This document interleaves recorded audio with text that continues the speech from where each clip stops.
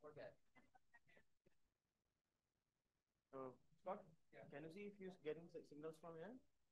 Do we need to test now? It's not.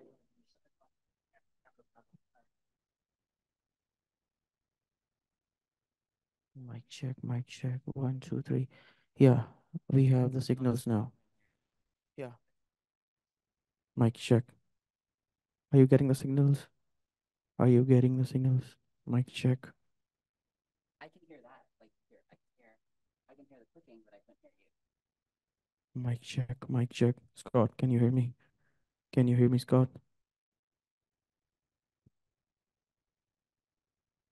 Can you hear me, Scott? Of the Musqueam, the Tsleil-Waututh, and the Squamish nations up and down the coast.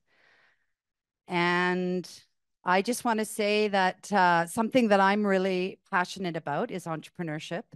And I've had the pleasure of working with entrepreneurs for over 30 years. And yesterday, as part of the Coralus programming, I was able to go to Sister Sage, as well as, oh goodness, Squalwyn in Squamish. And for me, it's just, I just want to acknowledge that I'm so happy for the power and the impact coming from all entrepreneurs, but super excited that now it's really a different landscape for Indigenous entrepreneurs and particularly Indigenous women. So I just wanted to say that. So welcome. My name's Joanne Norris. I am here on behalf of myself as an activator. I actually have known Vicky since 2015, since she sort of voiced the concept of Coralus back in 2015 here in Vancouver. I was at that meeting. There was about 40 of us in the room. So I have seen the journey of the organization, and it's pretty impactful, as we all know, very impactful. And so today I'm going to talk about power and power dynamics. I learned a lot about power and power dynamics in terms of the kind of how to think about it, how to write about it at an organization called Criterion Institute that's based in the US. And I know Criterion and Coralus have a partnership. And actually, those of you who know Susie Pan, I met her at Coralus. I met her at, I think it was SheEO. It was even before I think Coralus brand came out. She worked with Vicky and the team, and we just kept a connection. And then she needed some help at Criterion on the Imagination team, doing some work on standards of practice, which I'm going to tell you about today. And I said, yeah, I'm there. So, but firstly, before I go into the presentation, I just want to show you Coralus' brand new microsite, which is on the screen right now. And it's coralus.world/power. And I'm just going to scroll through it so you can see the beautiful artwork that we shared this morning at the main stage. Power with instead of power over. So just so you all can go here. And there's also, these are where I'm going to show an amazing video today of Dragonfly that was mentioned this morning by Vicky, I believe. I'm so inspired by Dragonfly, and they are disrupting power in so many ways. So they're a very good one to feature for talking about power dynamics in finance and investing. So but there's more videos, which I am not going to share because we really don't have much time in this workshop. So this is a very good one to watch with Patrice and what Vicky talked about in terms of Dragonfly. Like, that is just so cool. And then these are the documents I just want to point to because, I mean, for people who are really interested in kind of anatomies and analysis and language around power and power dynamics, I encourage you to read these documents.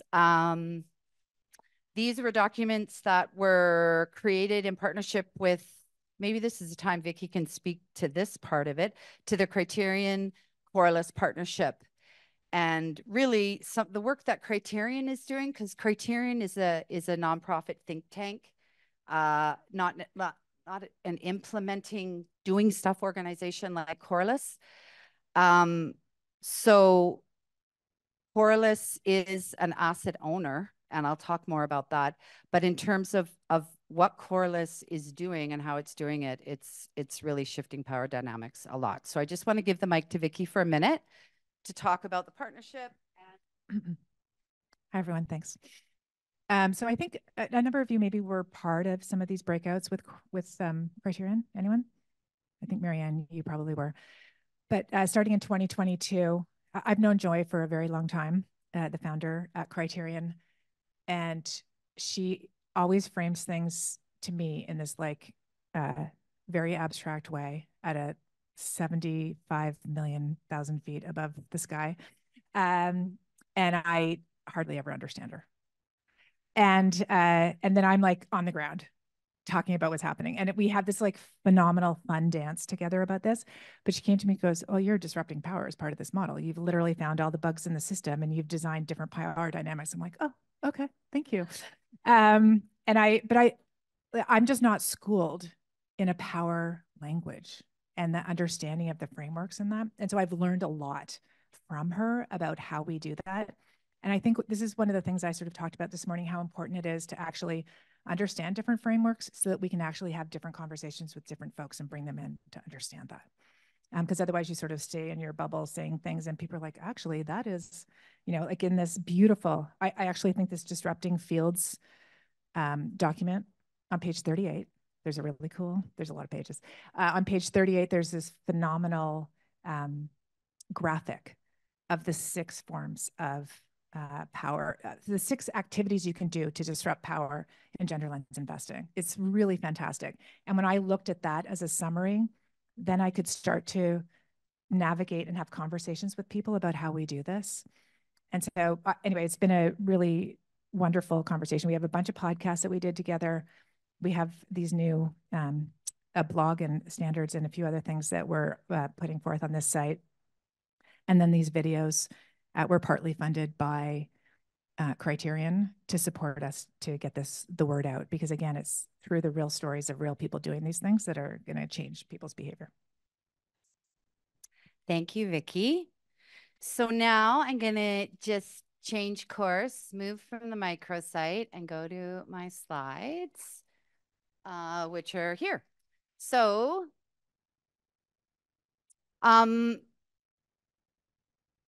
I was able to participate on the imagination team with Susie Pan at Criterion, and oh, thank you. Yes, there, that helps.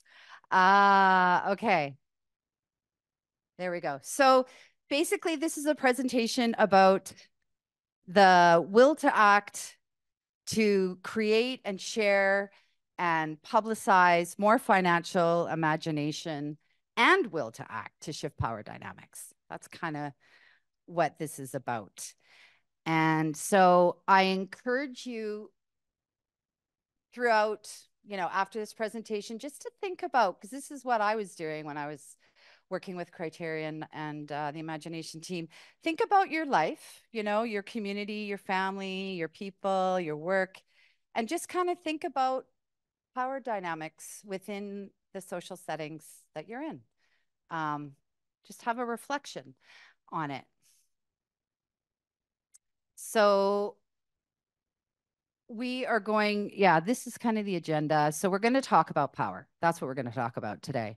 And we're going to understand power in kind of a, not, I wouldn't say academic, but in an analytical lens, and give you the language. I'm sure many of you in this room have the language to talk about power, but I didn't really, kind of like Vicky. I've been in this sector a very long time, but I didn't have this language until I did the work with Criterion.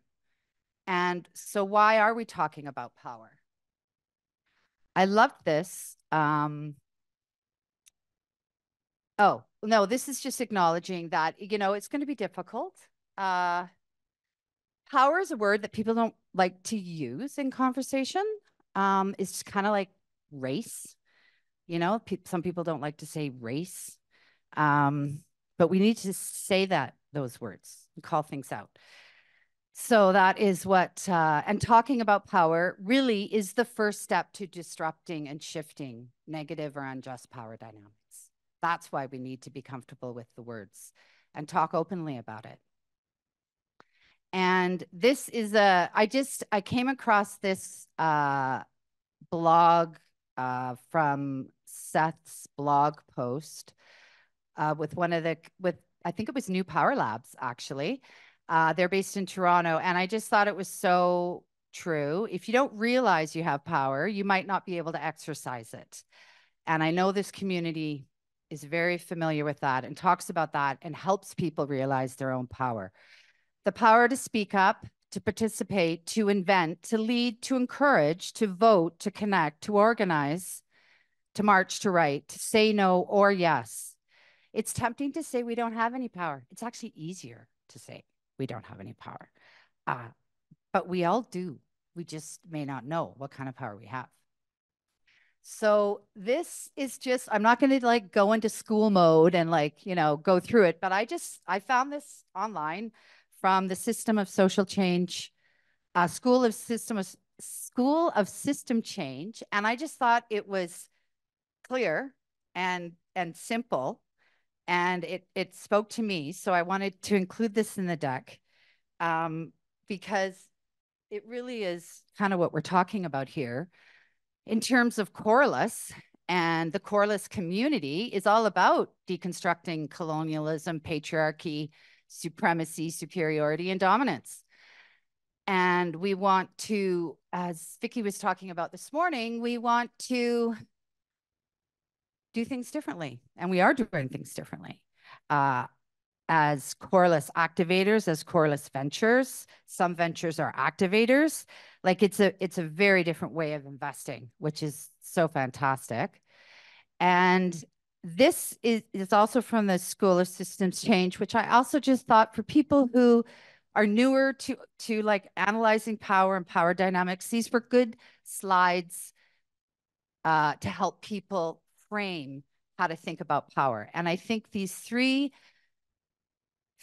areas, the ways we organize, the ways we govern, and the ways we exchange. I mean, just think about that from a Coralus perspective, right? And think about how in all of those buckets, Coralus is doing things differently, right? Like, and that's why I think the people who come into this community kind of all get a, like, can like if you're meeting a stranger here, you still, you find that connection pretty quickly. I've certainly found that over the last few days meeting new people. So how might we understand the concept of power? Often people think about power over one entity over another entity. And that is true. People can have power over other people, administrations, political bodies have power over other, groups and whatnot. But we're going to think about power a little bit differently today, even though, I mean, this conception of power is how we came to white supremacy. We all know that. And patriarchy, which we are not so interested in anymore. That's for sure. And so I think what about taking a systemic lens to power, right? And again, I thought this was a great quote. Looking at power through the eyes of our relationships, through the web of society's capillaries that permeate the fabric of our existence. As such, it also can be a motivator for what we do and how we do things, and has such power, and such power lies within us and can give us a sense of agency to change ourselves and things around us. I mean, that's so fantastic. And I mean, we own our story. We have the power. I mean, we are the holders of our power in our own story. Even though that sounds super like simplistic, I know how hard it is to share our authentic stories and whatnot. But once you do, and once you get into that kind of mindset, you realize the power you have through storytelling and through sharing your own ideas. So a little bit about Criterion. We claim our own power. I'm not going to read all this stuff. We use our power as a means to empower others. And I can say, as someone who worked with Criterion for over the last 8 months, this is true. We also understand it's dangerous, and we need to know that, and we need to understand if we're putting someone in a position that they aren't uncomfortable in. So being very self-aware. And we see creative potential in the transformation of power relations and structures. And so that's the work of Criterion. One thing that we would reflect on as on the imagination team, we're always trying to, in the thinking that Criterion does, it's like, but then what do we want to see? What are the fruits of this labor? And so when we were talking amongst just ourselves, we're like, well, everyone knows what a SWOT analysis is: strengths, weaknesses, opportunities, threats. It's a little quick tool that you can use to begin to understand a business idea, begin to, think about a strategy, a new strategy. Well, we want to get to the point where doing a power analysis is just like doing a SWOT. Like that it's not a scary word or a scary exercise or, oh, that's too hard or whatever, that it just becomes normalized. So that's kind of what we talk about at Criterion. I think now, what time are we at? I want to show the video because it's so great. And I think I just need to, whoops, wait, okay, I'm going to go back. Oh, no, we'll show the video. That's perfect. Yeah, thank you.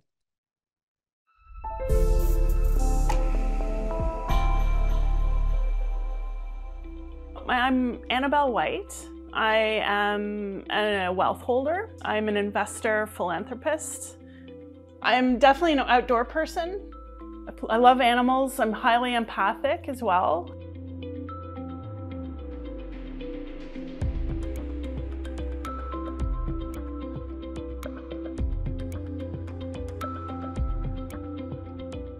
I'm Wendy Cooper. I work as co-CEO of Dragonfly Ventures with our founder, Annabelle White. I, together with her, try and reimagine using the wealth that she inherited to put out into the world in a good way that represents the world that we want to be living in.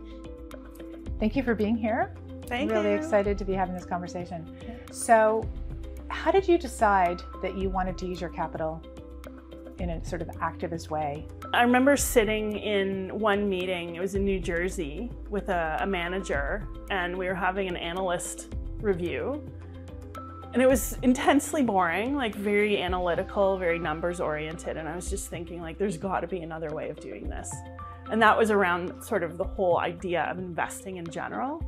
And it was literally just the simplest thought, and I had no idea of how to actually make that happen. So I just left the thought, I left it sort of in the universe, and eventually I started meeting people. The light bulb went on, and I was like, oh, I can actually do this my way, under my terms, and very differently to match me. So that was the new way. Like I realized, oh, this is kind of very interesting and there's a lot of possibilities. It's so rare. Like usually someone who's trying to give you advice on investing will be like, here are all the trends. Here's the latest blah, blah. And then direct you towards that. Here are the hottest things going on. But to start with the essence of the human, what is it you would like to use your capital for? To do what in the world is such a beautiful question. I mean, it's the entrepreneur's question. What are you uniquely gifted to provide here? Tell us about the beginning of, like, how did you two meet and how did that begin? Yeah, so my structure was sort of just getting going, and it was actually more on the philanthropic side. So I was more comfortable starting with the philanthropy than the actual investing, because I had created sort of my mission, vision, values. But it seemed that it was easier to activate that on the philanthropic side first. And that's how Wendy and I met. And I started learning more about her journey and her mission, vision, values, and how we were trying to activate that in the philanthropy space. And that probably continued for a few years until the first time where I was sort of invited to sit down with the whole team that was talking about the entirety of the money, and I heard about the investment piece. And that just like completely blew my mind. Like my mind just opened in a way that it hadn't opened around money, which is like, oh, you can take like the values and ways that you are supporting work through the philanthropic sector and do the same thing in the for-profit sector. That's possible. How do I learn more? How do I understand this? So I think most people have sort of a segmented approach to their money. You know, they have their kind of money that they live off of, then they have like their money that they invest in, which is about preserving or building the capital, and then they have, you know, their money that they move over into a foundation that's like, you know, to do good in the world. And Bella was the first person I met who was like, yeah, I want all of this money to do good. And so like, I don't want to segment it into these different buckets. I had been so engaged in the philanthropic and the charitable sector to be like, this is the only place you can do good work. And so to see Bella's philosophy of like, no, like the for-profit world, the whole world needs to be part of the solution. We can't, you know, carve out a piece and be like, this is just where we do the good stuff. And so I was really super motivated to work with Bella because I saw her doing it now. Like, you know, she didn't want to wait and talk about it for forever. It's like, let's practice this. Like, there are opportunities. Let's just try it. And because her strategy isn't about like building more wealth and really like holding on to the wealth super tightly, it just created a lot more space and freedom. One of the things that I've said in the past is that when we start to have words in front of words, we know we're out of balance. Impact investing, social impact, authentic leadership, responsible investing. The original word has you a little bit off, and so you need to kind of come back to harmony. And so that's kind of how I feel about all these things. It's like if we actually went back to investing and changing what investing means, not pillaging the planet and taking and extracting as much as we can, but investing for future generations, for our children, for a world we want to live in. We don't have to put words in front of it then. The one thing that's very different about us and Dragonfly is that I don't have that financial background. Like, I can look at numbers, but I'm not a financial expert. And part of why I go into those relationships is because I like them as people. I like their products. And I think that I've been able to bring a different kind of support in terms of, how are you doing? Like, are you getting what you need in order for this company to grow? The message here is, like, in the way that we've done finance in the past, it's, I'm providing the capital to you, over to you to deliver all the stuff back to me. And there's this power dynamic that occurs, right? And yours is very much an embrace of, I'm on your team. Yeah. How can we do this together? And so that's an unwinding or an unlearning for that entrepreneur. Can we get to like a place where like we can at our essence know, like, does this feel good? Is what we're doing, is this relationship that we're embarking on, do we feel like it's reciprocal, you know, that like we're benefiting and they're benefiting? I think like some of the ways in which we've received feedback that it feels like we're on the right track is when grantees will be like, you're different than any other funder, you know, we've ever worked with. And like, we really appreciate that you see us as human beings and that you're asking us what we need instead of saying like, in order to get the money, this is what you need to do. We're all in such habitual action, a lot of folks. And so someone will walk into this relationship with you with an assumption of what that's going to look like. And okay, this is the money person, I got to perform to the money person, I can't say these things, etc. And you provide, it takes a while, right, to build the trust for someone to actually show up fully 100% vulnerable saying the things. With the companies that we work with, when they've really opened up to us to say what they really need and have shared their struggles as opposed to trying to sort of prove their worthiness, when they've been really open about like, we're really struggling and we're at this point and we don't know what to do, and we really need help, you know, then I recognize they're understanding what our intent is. And that's really like where I think we can be the most helpful, is when we're all being sort of honest and open. How do you define success? Right? A lot of people would define success as like, I'm either making more money or I'm, you know, having social impact, etc. What is success for you? We kind of ruled out financial return as a marker of success right from the beginning. You know, when we're investing, not just for charity, but in entrepreneurs who have an expectation of profit, I look at that person and think about, who are they? Who are their employees? Who are their suppliers? Who, you know, how do they spend their days? If I support this entrepreneur, how does that trickle down into their life, their community, et cetera, et cetera? With some of the conversations we've had with our investees as well, that our commitment to them is affecting them in really wonderful ways. And, you know, sometimes it's tough. Sometimes, you know, we do have to set limits and say no, or say not right now, or whatever. But we get a lot of feedback from people saying, you know, thank you. Having a business partner like you is really unique, wonderful, and we are so grateful. Hearing an entrepreneur say, your support is invaluable and you've allowed me, you know, to do X, Y, and Z. You see me, you understand me, like you're creating a condition in which I feel like I can do my best work. As long as their sort of mission intent is still living, either in that entity or in that person or out in the world, I mean, that is success for us. Sometimes success isn't around the financial returns, but their learning process. And then, of course, how do they apply that learning to the next iteration of their business? One of the things that's coming to mind, I think, from one of our conversations was, you said, I think we've invested about $15 million so far across a bunch of different organizations, philanthropy and investment, and you still have the same wealth as when you started. Mm-hmm.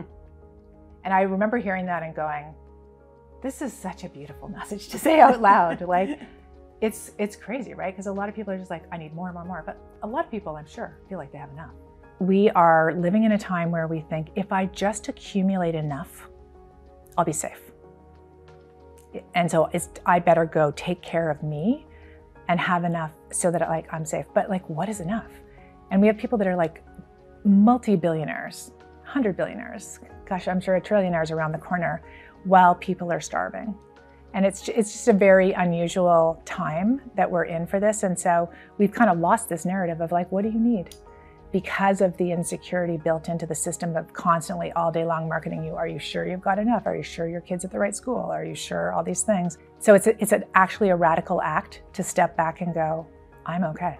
So when you talk about communities, are there any specific communities that you're centered towards over others?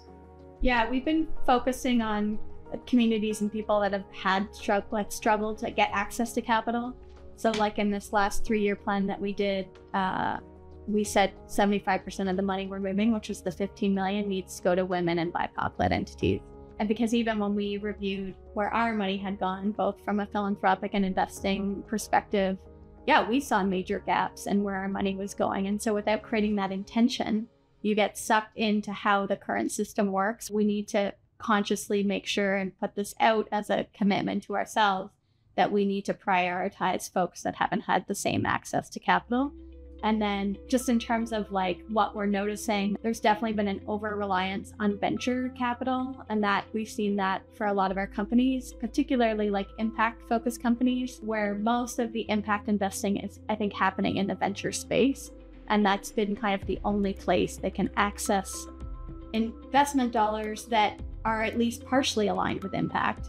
I'm getting most excited about community-led financing opportunities that are created by community members who are not MBA, finance, CFA people.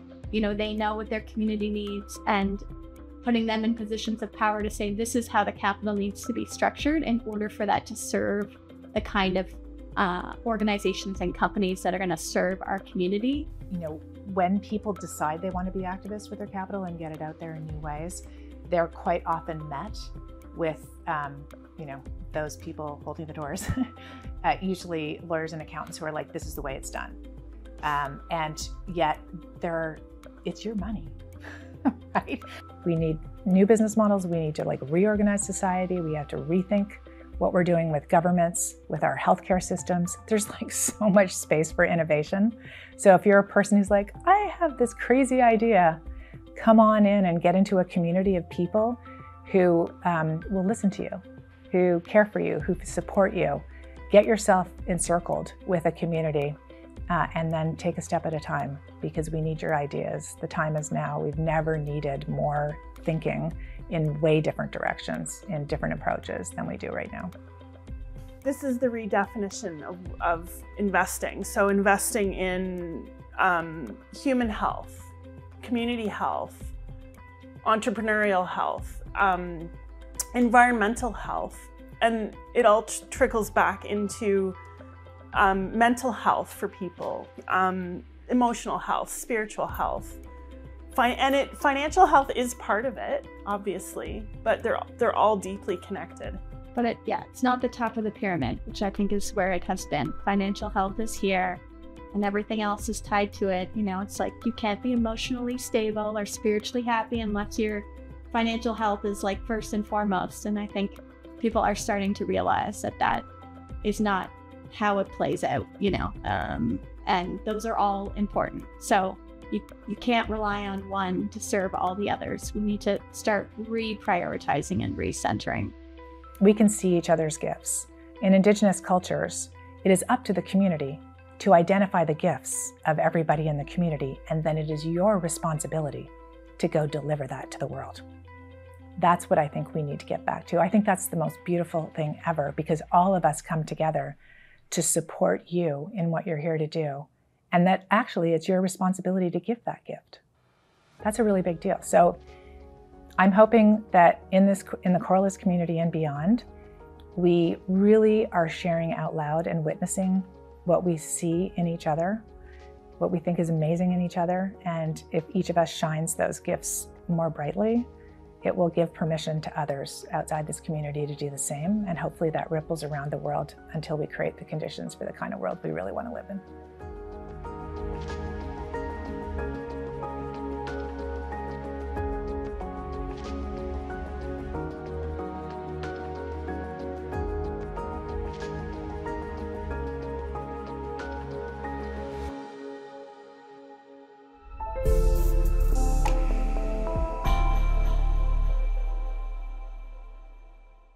So I'm just going to stop it there.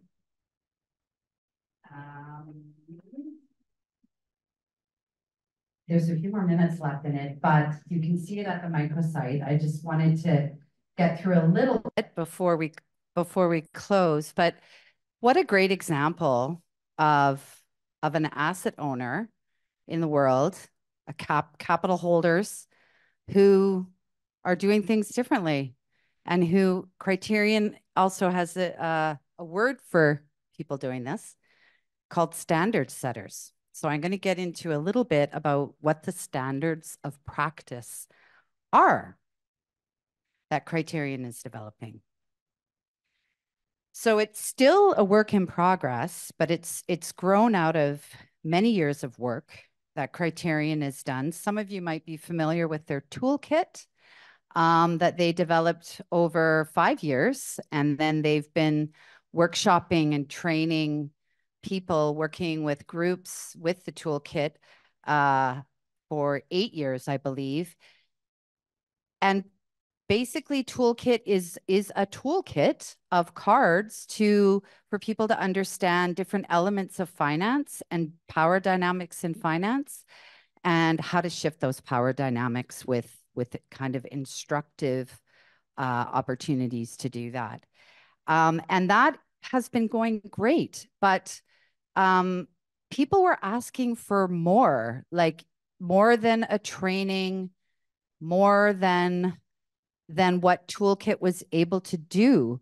So, and it was more about it wasn't so much the content, but people needed more practical support in how to shift power dynamics, which isn't a surprise. because it's not like it's super easy stuff. So the standards of practice for Criterion really grew out of people in Criterion's circle asking for more help. So when I say asset owners, I mean capital holders, individual high net worth people, governments are also asset owners. And I could speak a little bit to what we did with Global Affairs Canada here in the standards of practice work that Criterion's doing. And then Coralus is a standard setter and an asset owner. And that is how, and just like Vicky said, you know, it's such a great connection that Joy and Vicky and the two organizations have, because, you know, this is the stuff that Criterion thinks about, writes about, you know, uses what we can use to get people the will to act, to do things differently. And then that's what Coralus is doing. So I want to talk a little bit about the work that Criterion and Coralus did together on doing things differently in investing as an asset owner organization and as a standard setter.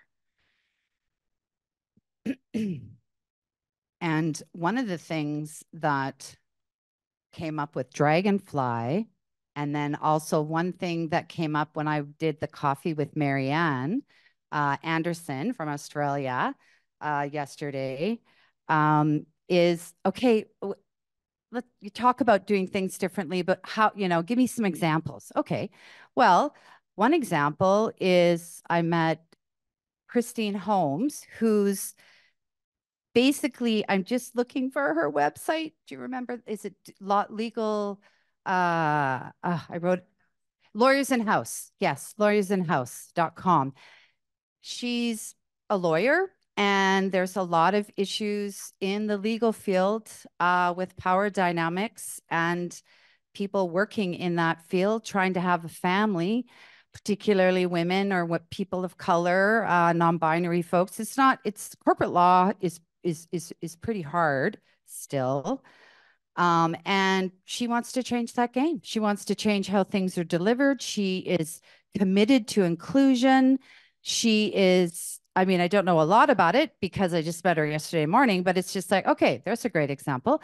And she, I hope this is okay to share, but she did the one-page term sheet for Coralus, for the UK, for Australia, for the US, for Canada, pro bono, because she wanted that to happen. And like, amazing, right? And then, I mean, the one thing that many of you, well, some people might be newer to the community, but people like myself who've been around a while, I have seen how the Coralus team has changed, not changed, I mean, has like grown over the how long has it been? How many years now? 2015? Yeah. So, and really, like, to me, what really stood out, because, you know, I'm a privileged white woman, was the effort and the intention around getting more people in the circle, people who were not just white women. And I certainly appreciate that. And that's a standard setter doing things differently. So that's certainly why I'm here. Anyway, back to the standards of practice. So the standards of practice, we have an anatomy for how to understand power.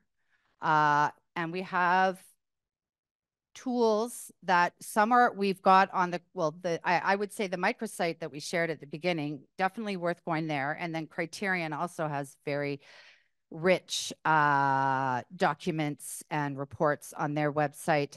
But like, standard setters and the people with money are the ones that can really change how capital moves in the system. So we have to engage the asset owners. We have to engage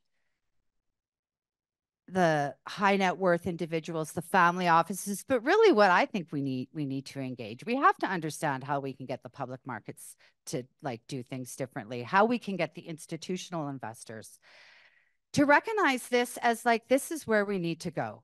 So that is certainly something that I think about and am inspired by. We need the thing that's great about the private space in money and finance is that, and I had the opportunity to work with an amazing asset owner when I was a founding director at Social Capital Partners in Toronto, founded by a fellow called Bill Young, who is just amazing. And he was a standard setter and still is. And, you know, we need to find and highlight and grow those folks, the folks that have money, that want to see the money work differently, and that want the money to go to the entrepreneurs that really are shut out by the mainstream system. Did you want to say something? Oh, we have 7 minutes. Okay. So I think that's probably enough talking for me. I'm happy to, anyone who wants to, I just want to put up Susie. I do have Susie Pan's thing up. No, I don't. Is Susie there? So Susie Pan is the contact for Criterion Standards of Practice. I just worked with her for 8 months, was a pure joy. And I encourage you to ask me, reach out to Susie about this work, because I think it's really, really important work. And I will be a supporter of this work, regardless of whether I'm working in the work or not. So yeah. So maybe my last thing I'm going to, so there's some more stuff on power dynamics and actually some more interesting stuff on Coralus, like in the report on how Coralus is shifting power dynamics. But the last thing I just want to share is this. This was shared by me by a lovely colleague called Sarah Wolf, who I had the opportunity to work with when I was at Futurepreneur Canada, and she was at Grand Challenges. And she also was involved with Criterion, and she shared this with us, with the whole team, and just said, this is something, that's great. So I'm like, what did Sarah share? So I went to it, and this is how our society should work, basically, in 15 minutes. It's a beautiful essay that you can listen to or you can read if you go to that website. And it was amazing. So, yeah.